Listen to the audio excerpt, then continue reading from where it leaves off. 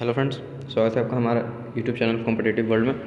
दोस्तों, इस वीडियो में हम बात करने वाले हैं एक ऐसे टॉपिक की जो आपके ग्रुप सी पोस्ट जो ऑफलाइन पेपर्स होते हैं, एलडीसी के हो गए, एमईएस का हो गया, स्टोर कीपर का हो जाता है, स्टोर सुपरिटेंडेंट का हो जाता है, उसमें काफ़ी हद तक बहुत सारे क्वेश्चंस इस टॉपिक से भी देखने को मिलते हैं। तो हमारे चैनल पे ऑलरेडी 3 टॉपिक्स एंड काफ़ी क्वेश्चंस के वीडियोस भी अपलोडेड हैं। तो एक बार वैसे ये कंटेंट आपको अवेलेबल है मेरे पास, अगर आप परचेज़ करना चाहो तो, बट मैं धीरे धीरे करके सारे कंटेंट्स ऑलरेडी इस प्लेलिस्ट में ऐड कर दूंगा, जिससे कि अगर जो ना भी परचेज़ करते हैं तो आप वहाँ से वीडियो के थ्रू सब कुछ देख के समझ सकते हैं, सब कुछ इजी हो जाएगा आपके पास। ऐसे ये जो चीज़ है वो आपको 238 पेजेस और 240 पेजेस समथिंग की एक पूरी की पूरी पीडीएफ है। चाहो तो आप लेना चाहो तो आप परचेज़ कर सकते हो, आपको डिस्क्रिप्शन बॉक्स में लिंक मिल जाएगा मुझे कांटेक्ट करने का, तो आप वहाँ से आके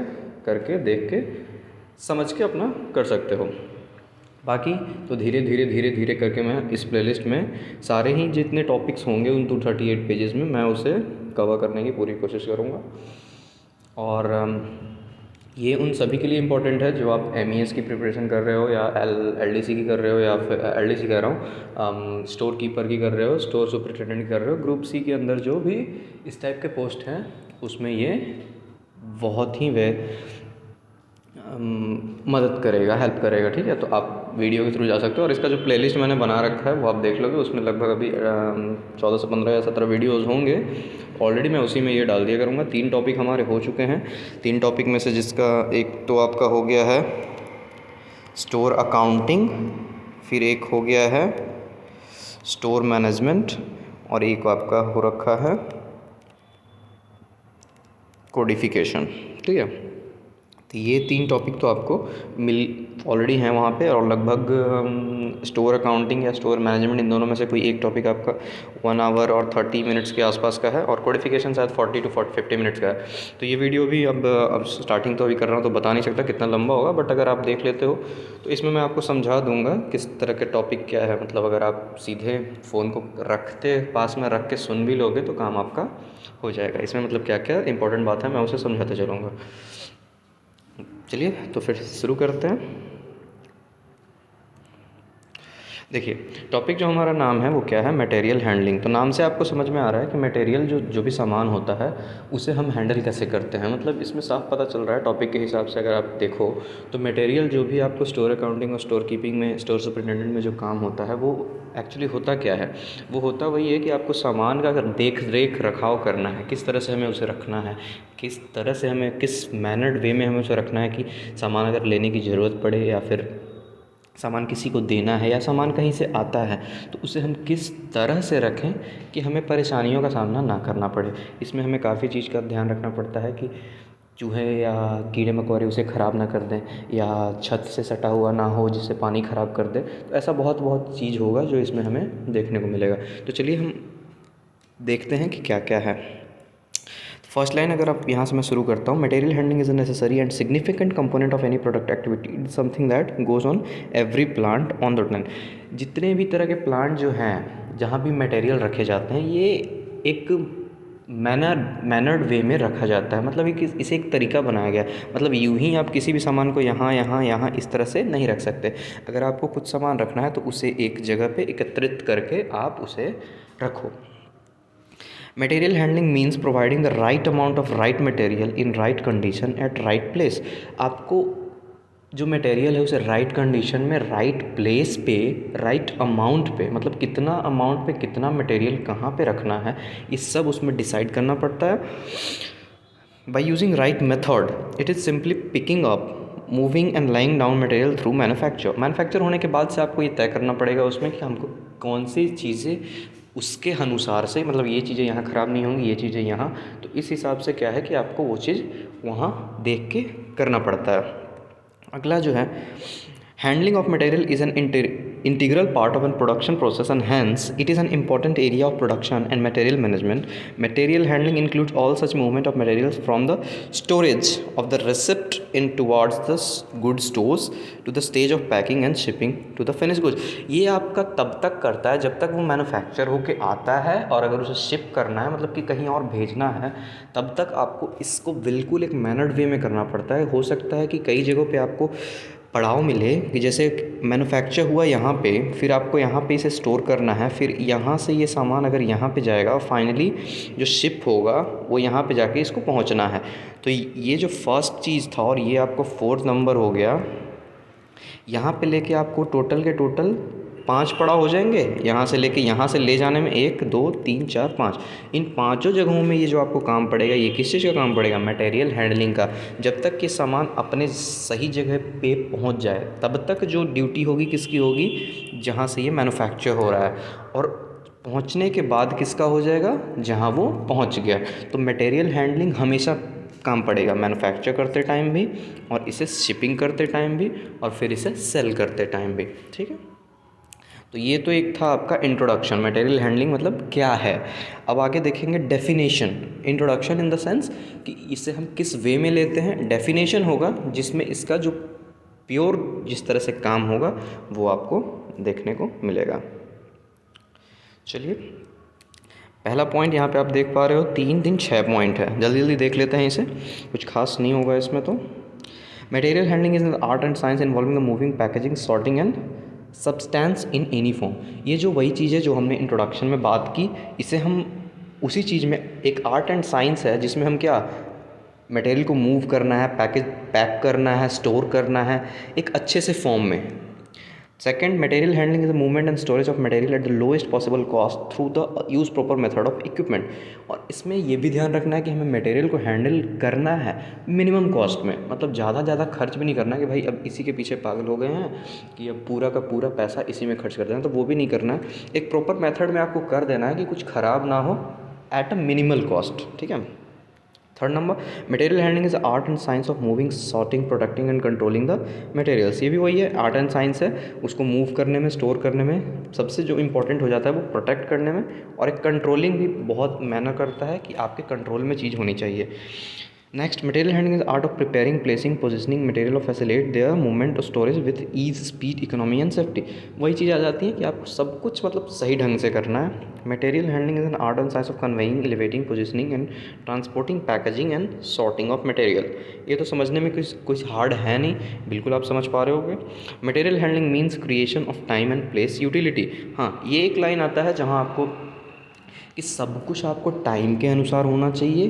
प्लेस यूटिलिटी मतलब कोई भी जो प्लेस है, मान लो कि ये एक बड़ा सा रूम है, आपने सारे सामान को यहाँ यहाँ यहाँ ऐसे बिखेर के रख दिया, तो उस प्लेस का सही यूज़ नहीं हो पाता है। तो इसी रूम को आप क्या करोगे, वेल मैनर्ड वे में, कुछ सामान यहाँ, कुछ यहाँ, कुछ यहाँ, कुछ यहाँ, फिर आपको एक रास्ता भी छोड़ देना है कि इधर से आए, चारों तरफ रास्ता छोड़ देना है, बीच में इस तरह से आपको सामान ऐसे ऐसे रखना है, जिससे कि क्या हो कि प्लेस का सही से यूज़ भी हो जाए, सामान भी अच्छे से रख जाए। अगर कोई सामान को निकालना है पहले तो उसे ऊपर रखो, किसी सामान को बाद में निकालना है तो उसे नीचे रखो, लाइट वेट को ऊपर, हैवी वेट को नीचे। तो इस तरह से आपको प्लेस का यूटिलिटी अच्छे तरीके से करना होगा। ठीक है। फिर जो हमारा नेक्स्ट है वो है क्या, ऑब्जेक्टिव्स ऑफ मटेरियल हैंडलिंग। ये हम देखते हैं अब इसे। देखो, ऑब्जेक्टिव्स में क्या आता है, कुछ पॉइंट्स हैं हमारे जो, देखो, the primary objective is to reduce the unit cost of production.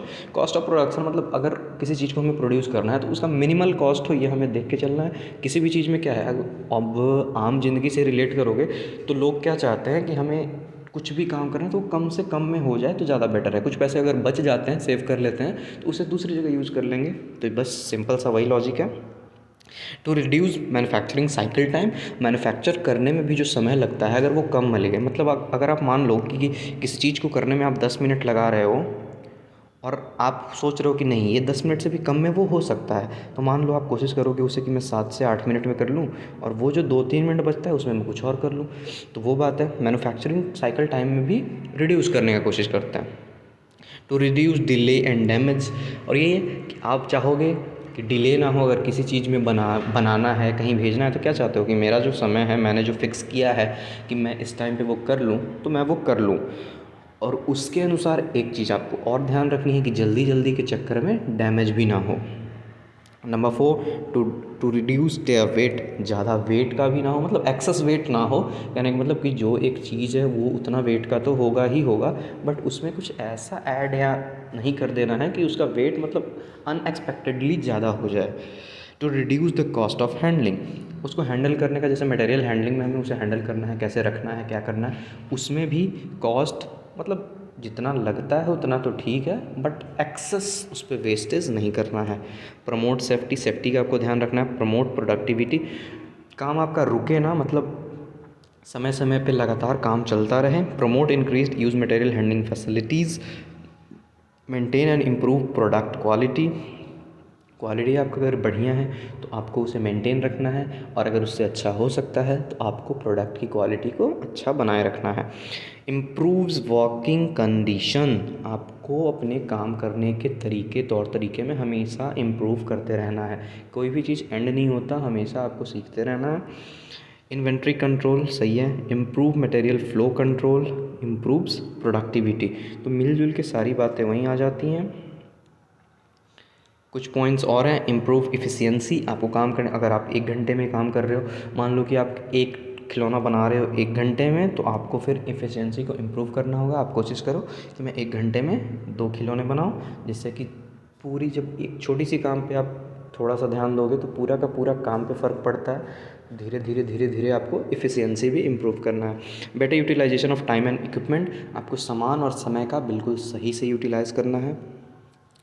Creation and encouragement of safe and hazard-free work condition, greater safety in the movement of materials, increase storage capacity through better utilization of storage area। इसमें भी देखो, जितना area आपको provide किया जाता है सामान को रखने के लिए, उसको बिल्कुल सही से यूज़ करना है कि कितने सामान को मैं कहाँ पे रखूँ कि इसमें ज़्यादा से ज़्यादा सामान आ जाए बिना डैमेज हुए और सही से रख जाए।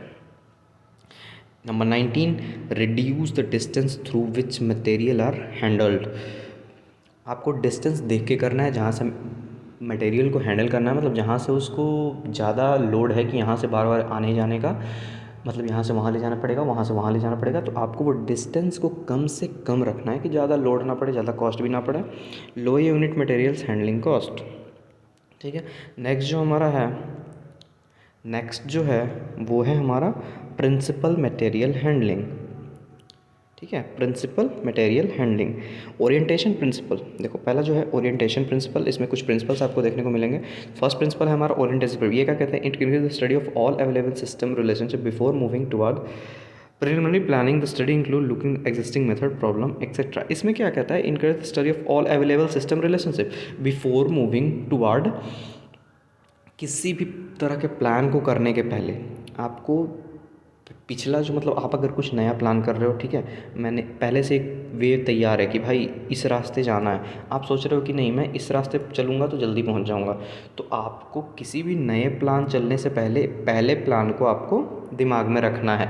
उसके साथ ही आपको करना है कि नहीं पहले वाला ठीक है तो ये वाला भी कर सकते हैं, बट अगर उससे बढ़िया हुआ तो आपको दोनों में वो प्लान अप्लाई करने के पहले आपको दोनों ही रिलेशनशिप में पहले तो देख लेना है। सेकेंड, प्लानिंग प्रिंसिपल क्या है, it stabilise a plan which include basic requirement, desirable alternate and planning for contingency.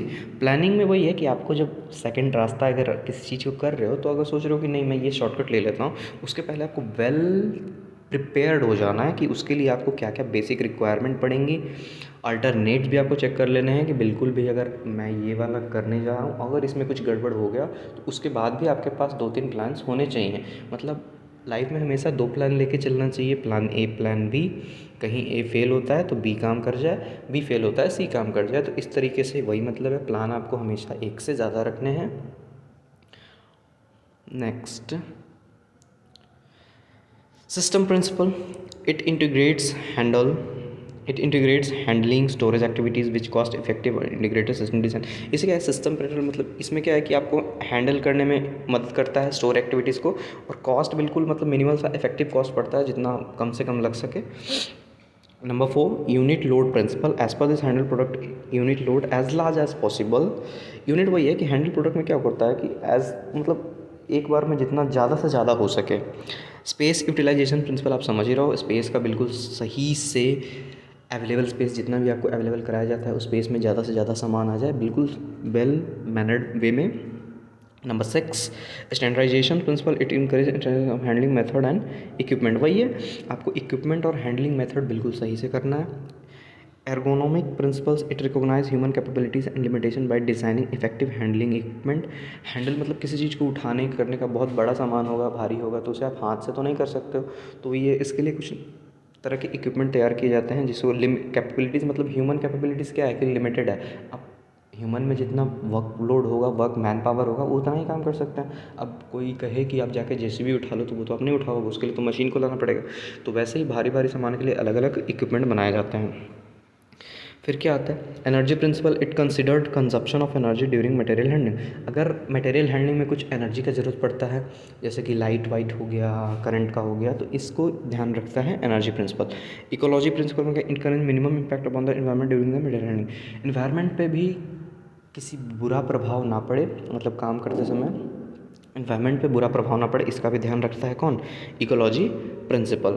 Mechanisation principle. It encourage mechanization of handling process wherever possible as to encourage efficiency. अगर efficiency बढ़ाना है, जैसे कि मैंने अभी पहले कहा कि एक खिलौने अगर आप 2 घंटे मतलब एक खिलौना आप 1 घंटे में बनाते हो, ठीक है, इफिशियंसी क्या हो गया, पर घंटे जितना काम होता है उसे हम इफिशियंसी बोलते हैं। तो अगर वही इफ़िशियंसी बढ़ाना चाहते हो तो आप चाहोगे क्या कि 1 घंटे में मैं 2 खिलौने बनाऊँ, तो इफ़िशियंसी बढ़ गया। तो अगर उसके लिए मैकेनिज़्म मतलब मशीन्स का यूज़ किया जाता है कि अगर अच्छे से अगर ज़्यादा कम समय में ज़्यादा चीज़ मिल जाए तो क्या ही बुरा है। Flexibility principal.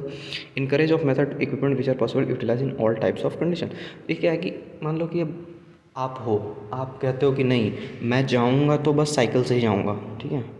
अगर आपके घर में साइकिल और साइकिल को छोड़ो, मोटरसाइकिल और कार है, मान लो बाइक है और कार है, आप कहोगे कि नहीं मैं तो जाऊंगा भाई तो कार से ही जाऊंगा, लेकिन आपको उस जगह पे जाना है जहाँ कार जाने की रास्ता नहीं है और बाइक जाने का रास्ता है, तो आप क्या करोगे, फ्लेक्सिबल होना चाहिए कि भाई कार कार तो कार, बाइक तो बाइक। तो वही आपका ये 11 नंबर कहता है, ठीक है। तो 11 नंबर आपका वही चीज़ कह रहा है कि फ्लेक्सिबल आपको होना चाहिए कि आपको जिस जिस भी तरफ से काम यूटिलाइज हो सके बस करना है। अगला नंबर 12, सिंप्लीफिकेशन प्रिंसिपल। ये क्या है भाई, encourage simplification of methods of process removing unnecessary movements. ये क्या है कि आपको अननेसेसरी मूवमेंट भी नहीं करना है, जितना काम है उतना ही मूव करना है। अननेसेसरी इन द सेंस कि बस यूं ही टहल मारने, यहाँ से वहाँ जाना है तो वहाँ से वहाँ यूं ही चलेगा या फिर वहाँ से तो आ ही जाएंगे, तो वो चीज़ नहीं करनी है। Gravity principle. Encourage use gravity principle in the movement of good. ये क्या होता है, अब ग्रेविटी तो सब जगह है, तो मूवमेंट ऑफ गुड में जो जहाँ ग्रेविटी का यूज़ किया जा सकता है तो बस वहाँ करना है। Safety principal. सेफ्टी का बिल्कुल ध्यान रखना है रूल रेगुलेशन को देखते हुए। Computerization principle. Encourage computerization handling and storage system. ठीक है, इसमें भी वही है, स्टोरेज सिस्टम में अगर कंप्यूटर हैंडलिंग मतलब आपको जो वो मेंटेन करना पड़ता है रिकॉर्ड्स, उसमें अगर उसका हेल्प पता है तो ठीक है। नंबर 16 यहाँ पे है system flow principle. Encourage integration of data flow with physical material flow, ठीक है। Layout principle. Encourage preparation of operating sequence of the system available. Cost principle. Encourage cost benefit analysis of solution available. Maintenance principle. आपको maintenance भी देखते चलना है कि schedule repair मतलब जो चीज़ काम कर रहा है वो उसका मेंटेनेंस भी होना चाहिए, तो वो चीज़ें। Obsolescence principle. Encourage preparation of the equipment policy as to enjoy an appropriate economic advantage. ये उतना कुछ खास है नहीं, वैसे मैं बता दूं प्रिपरेशन, जब भी आप कोई चीज़ करने जाते हो तो आपके पास जो इक्विपमेंट है उसका तो आप प्रिपेयर करके जाओगे कि सब कुछ इक्विपमेंट मेरा सही से काम चल रहा है या नहीं कर रहा है, तो वो चीज़ है। उसके बाद आपको सही काम मतलब आपको अगर बाइक चलाना है और मान लो टायर में हवा नहीं है तो बाइक चलाने में कितना आसान नहीं होगा, मतलब कम हवा है तो वो फील नहीं आएगा जो एक परफेक्ट हवा में आप चलोगे, तो वो चीज़ है, बस आपको चेक कर लेना है। अब एडवांटेज ऑफ मटेरियल हैंडलिंग जो है हम देख रहे हैं next. Avoid delay and confusion. Material handling के एडवांटेज क्या है कि आपको देरी और कन्फ्यूज़न से दूर रखता है। Avoid working capital blocking. Unwanted blocking of working capital is avoided by avoiding over stocking. Over stock नहीं करना है। ओवर स्टॉक करने का मतलब कि आपको जितना का मतलब टेंडर मिलता है एक समय से, मान लो कि सामने वाले ने कहा कि मुझे इतना चाहिए था, आप उतना बना के रखो, उसके बाद नेक्स्ट ऑर्डर आए तो आप उतना बना के रखो। ओवर स्टॉक नहीं करना है कि भाई उसने बोला कि मुझे 10 केजी चाहिए और मैं 100 केजी तैयार करके बैठा हूँ, 10 केजी तो चला गया, बाकी 90 केजी अब कब बिकेगा, बहुत टेंशन है। Number 3, regular and timely supply of materials. अगर सामने वाले ने कहा है कि भाई मुझे इस तारीख को इस जगह पे इतना सामान चाहिए, तो आप कोशिश करो कि मैं बिल्कुल ऑन टाइम रहूँ। Steady flow of material, steady flow material handling ensure and inter production operation bye maintaining steady flow of material. Steady मतलब फ्लो बिल्कुल चलता रहना चाहिए। अब उसे आप जानते हो कि मेरा एक रेगुलर कस्टमर है और जो मेरे दुकान से सामान डेली का डेली ले जाता है, तो उस कस्टमर के को आप कभी निराश ना करो। मतलब वो अगर इतना सामान ले जाता है तो वो इतना सामान अगर आज के 2 घंटे आज ले गया, 2 घंटे बाद भी उसे चाहिए हो तो वो उसे मिले। मतलब आपके पास फ्लो बिल्कुल चलता रहना चाहिए। Number 5, avoid wastage and damage. आपको किसी चीज़ को वेस्ट नहीं करना है और इतना ध्यान रखना है कि जल्दबाजी में या कुछ भी में सामान डैमेज ना हो। मिनिमाइजेशन ऑफ वेस्टेज कम से कम पे ध्यान देना है। प्रॉपर अकाउंट जो भी हो, सामान आए जाए उसका हर हिसाब मतलब रिकॉर्ड बहुत बढ़िया से रखना है।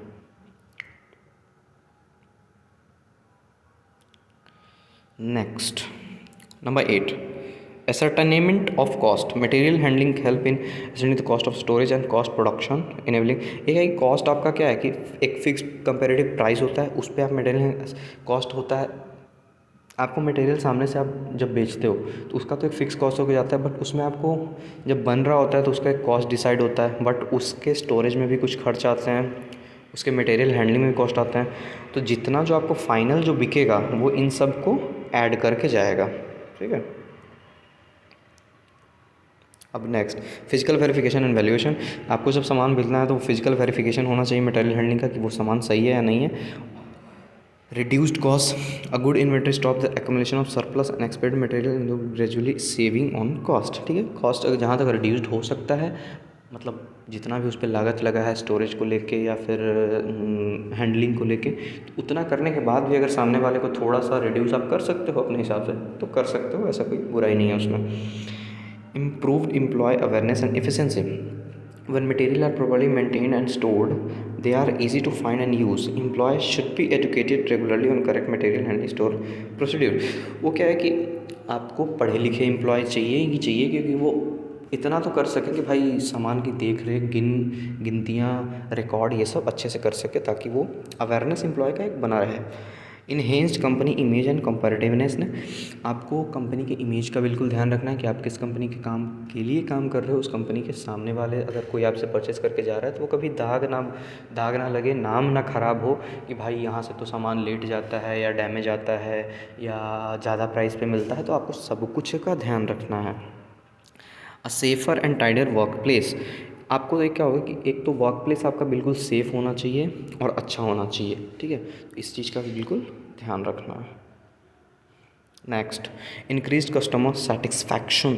आप जो भी सामान सामने वाले को दे रहे हो उसका सेटिस्फैक्शन मिलता है कि नहीं उस सामान से, वो बहुत जानना बहुत ज़रूरी है। अगर नहीं तो आपको अपने काम पे या जो भी आप कर रहे हो उस पर मेहनत करने की ज़्यादा ज़रूरत है। और अगर उसे सेटिस्फैक्शन मिल रहा है तब भी आप खुद को इंक्रीज़ करो अच्छे के लिए, प्रॉपर के लिए।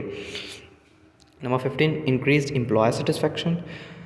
आपके एम्प्लॉय का भी सेटिस्फैक्शन आपके लिए बहुत मैटर करता है कि आपके यहाँ काम करके वो सेटिस्फैक्टेड है या नहीं। जैसे आप काम कर रहे हो और वो सेटिस्फैक्टेड अगर नहीं है तो वो काम भी उसी ढंग से करेगा जिससे कि सामने वाला जिसके पास जाएगा तो एक चेन बना हुआ है कि आपका एम्प्लॉय सेटिस्फाइड रहेगा तो आपके कस्टमर्स ऑलरेडी सेटिस्फाइड रहेंगे, क्योंकि सेटिस्फाइड एम्प्लॉय कभी गंदे से काम नहीं करेगा और अनसेटिस्फाइड अगर रहेंगे तो वो काम अच्छे से नहीं करेंगे। इम्प्रूव इफ़िशियंसी, ये बात तो हम कर ही चुके हैं। इफ़िशियंसी को इम्प्रूव कैसे करना है वो जो 1 घंटे वाला 2 बात बता चुका था मैं। मैक्सिमाइज स्पेस यूटिलाइजेशन, इसमें भी वही बात है, दोबारा देख लो, बता देता हूँ। मैक्सिमाइज मतलब आपके पास जितना स्पेस दिया गया है उसमें आप ज़्यादा से ज़्यादा सामान प्रॉपर मैनर में रख सको। मैक्सिमाइज स्पेस हो गया। मिनिमाइज एक्सीडेंट मतलब effective material handling, minimize accident मतलब बहुत कम से कम। इसका पर्पस वही है कि आपको अगर मशीन से काम कर रहे हो तो ह्यूमन को भी देख के चलना है कि भाई उसको कुछ हो ना जाए या फिर सामान को भी कुछ हो ना जाए, मतलब वेस्टेज कम से कम। इम्प्रूव कस्टमर सर्विस, आपको क्या करना है कि कस्टमर अगर कोई सर्विस चाहता है कि भाई आपने ये सामान डिलीवर किया है और उस सामान में कुछ डिफेक्ट आता है, तो आपको कस्टमर की सर्विस को बिल्कुल ध्यान में रखना है कि भाई मैं वो जाके या किसी से जेवा के अपने एम्प्लॉय के भेज के किसी तरह से उसे भाई सेटिस्फाइड करना है। अदर एडवांटेज क्या है? अदर एडवांटेज भी है रिड्यूस डिले एंड डैमेज, ठीक है। रिड्यूस टारगेट ये तो हो ही चुका है। रिड्यूस कॉस्ट ऑफ हैंडलिंग ये हम लोगों ने फर्स्ट पेज में ही आई गेस कर लिया था। Promotes productivity, promote safety and improve working condition. अब देखो, जिस चीज़ के कुछ फ़ायदे होते हैं वहाँ कुछ लिमिटेशंस भी होते हैं। ये एडवांटेज था, अब लिमिटेशंस भी देख लेते हैं हम लोग क्या क्या है। Additional investment, material handling system involve additional capital cost investment. इसमें क्या है कि ये कैपिटल कॉस्ट जो रहता है उसके बाद भी इन्वेस्टमेंट हमें करना पड़ता है। जैसे कि आपने एक सामान बनाया, सामान बनाने का एक खर्चा आया अलग, उसे एक जगह से दूसरे जगह पे ले जाने का खर्चा आया अलग, अब उस सामान को वहाँ रखना है उसका खर्चा आया अलग, उस सामान को इधर से उधर करने में जो लेबर्स लगेंगे उसका खर्चा आया अलग। तो काफ़ी सारा इन्वेस्टमेंट आपको करना पड़ता है। लैक ऑफ फ्लेक्सिबिलिटी, फ्लेक्सिबिलिटी का लैकनेस है। One material handling system get implemented, flexibility and further change get reduced. Vulnerability of downtime wherever the breakdown with the integrated material handling system, stoppage in any portion of lead, increased downtime of the production system. Number 4, additional maintenance of staff and cost. Material handling system need maintenance, hence any addition of material handling at the maintenance facilities, staffs and cost. अब क्या है कि इसे maintenance करने में कुछ additional चाहिए ही होता है, स्टाफ और वगैरह, तो उसमें भी खर्च तो आती है। मतलब अगर कुछ आपको एक्स्ट्रा काम चाहिए होगा तो उसके लिए एक्स्ट्रा पैसा भी तो लगेगा। Cost of auxiliary equipment with the change of the material handling system, cost of auxiliary supportive. अब जब आपको काम बढ़िया चाहिए, काम इफ़िशेंसी भी चाहिए, तो सब कुछ चाहिए, तो जब आप मशीन्स लगाओगे तो उसका भी तो खर्च आएगा। इक्विपमेंट आप नए नए लाओगे तो उस खर्च तो उसका भी आएगा। Number 6, space and other requirements with the increase of material handling equipment, the storage and space of other requirement also increase। तो ये भी आपको स्पेस चाहिए होगा, अदर रिक्वायरमेंट चाहिए होगा, तो उसके लिए भी तो कॉस्ट लगेगा, ठीक है। Store space and other requirement और सब कुछ। देखो, स्पेस बढ़ेगा, कॉस्ट बढ़ेगा, मेंटेनेंस बढ़ेगा, ह्यूमन रिसोर्स बढ़ेगा, मैन पावर बढ़ेगा, मतलब लिमिटेशंस हैं कुछ। Next, waste of labour skills, bad materials handling lead to waste. मतलब अगर आप ख़राब तरीके से मटेरियल को हैंडलिंग करते हो तो वो क्या होगा, एक तो लेबर का जितना मेहनत किया वो तो बेकार ही जाएगा। Congestion, bad material handling lead to congestion of floor space near the machines, work centres near. Okay, ख़राब तरीके से करोगे तो सब चीज़ें का काम बेकार हो जाएगा ना। सिर्फ लेबर कॉस्ट तो जाएगा ही जाएगा, उसका मेहनत जाएगा, मशीन्स में जो भी चीज़ लगेगी वो जाएगा, एनर्जी लगेगा वो जाएगा। अनफॉर्चुनेटली क्या होगा कि जो आपको पैसा लगा है वो बर्बाद होगा। Improper handling due to negligence of improper handling material damage can easily cause. अगर आप इम्प्रॉपर हैंडलिंग करोगे तो क्या ही होगा कि आपका जो सामान होगा वो डैमेज होगा, चांसेस बढ़ेंगे डैमेज होने के। Resulting in scrap, bad material handling causes damage to the material handled, thereby necessitating rework of resulting scrap. आप अगर गलती से काम करते हो, मतलब स्क्रैप का मतलब क्या होता है कि वो जो कचरा कूड़े का, मतलब जैसे कोई काम ना हो, मतलब उसको डिस्ट्रॉय करना हो, तो उसमें क्या है कि अगर आप काम नहीं करोगे ठीक से तो वो एक अच्छा सामान भी स्क्रैप में चेंज हो जाएगा और फिर उस पर दोबारा काम करना पड़ेगा हमें। तो क्या ये करना चाहेंगे? नहीं करना चाहेंगे। इससे क्या होता है कि हमें बिल्कुल अपने काम पे अच्छे से ध्यान देना है। तो इन सब जो लिमिटेशंस है वो कुछ दिए गए हैं, तो लिमिटेशंस भी आपको ध्यान रखना है, एडवांटेज भी आपको ध्यान रखने हैं, ठीक है। तो इसमें क्या है कि हमारा जो चैप्टर है, ये जो चैप्टर था मटेरियल हैंडलिंग, ठीक है, ये जो कौन सा चैप्टर था हमारा, मटेरियल हैंडलिंग, ये होता है यहाँ पे तो मतलब कुछ खास नहीं था, बट इसमें आपको वही ध्यान रखना है कि एडवांटेज क्या क्या हैं और इसके लिमिटेशंस क्या क्या हैं, किस तरह से हमें काम करना है, क्या क्या इसके ऑब्जेक्टिव्स हैं। तो इन सबों पे आपको ध्यान बिल्कुल रखते हुए काम करना है। क्वेश्चंस आ सकते हैं पेपर में, क्योंकि इसके जो डायरेक्ट क्वेश्चन नहीं बनते। अगर आपने डीपली पढ़ रखा होगा, समझ रखा होगा, आपको क्वेश्चन पढ़ते के साथ पता चल जाएगा कि हाँ भाई ये चीज़ सही है या ये चीज़ गलत है। वहाँ क्वेश्चन ये देगा कि आपको मान लो कि एक चीज़ काम करना है, तो यहाँ पे किस काम का प्रेफरेंस ज़्यादा आएगा, क्या लिमिटेशंस होंगे, क्या एडवांटेज होंगे, या फिर इन चारों ऑप्शंस में किसी चीज़ का एडवांटेज है या नहीं है, मटेरियल हैंडलिंग क्यों ज़रूरी है, क्यों ज़रूरी नहीं है। तो आपको इन सब चीज़ों का काफ़ी ध्यान रखना पड़ेगा। तो ये चैप्टर हो आपका क्लोज़।